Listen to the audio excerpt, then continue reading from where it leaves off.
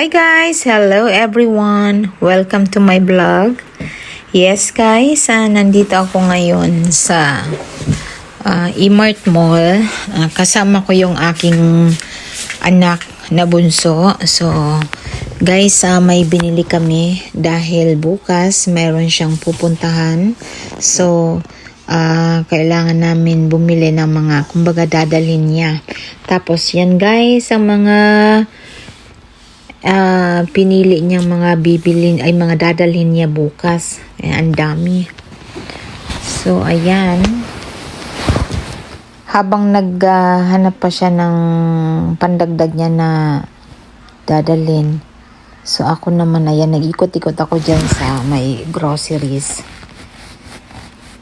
Ayan. Habang hinihintay ko siya, nag-iikot-ikot muna ako guys.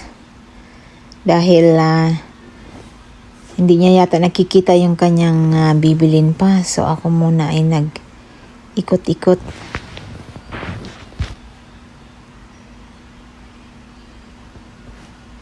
Halata talaga guys na haggard talaga ang mukha ko dahil katatapos ko lang guys niya ng work dahil kumbaga may pasok kami ngayong linggo. So, ayan, hindi pa ako nakauwi ng bahay. Pinick up ko lang siya sa baba ng bahay namin and then after, diretso kami guys. Diretso kami guys dyan sa E-Mart Mall. Dahil,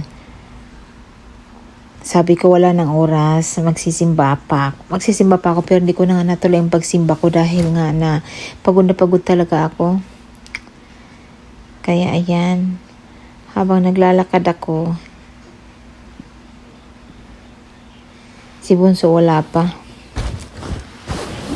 Iniwan ko sa kanya yung cart. Tapos ako naman nag-ikot-ikot dahil bibili ako ng napkin. So, ayan. Habang nag-iikot-ikot, naghahanap ng gusto kong napkin. Kasi ako guys, mapili ako pagdating sa napkin. Hindi ako basa-basa nag-aano ng napkin.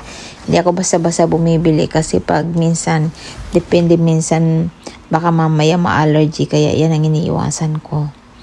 Kaya kung ano yung hiyang ko, yun. Ayaw ko ng palit-palit. Kasi naranasan ko yung palit-palit ng napkin. Kasi ang dami-daming mapagpilian pa. Ayan.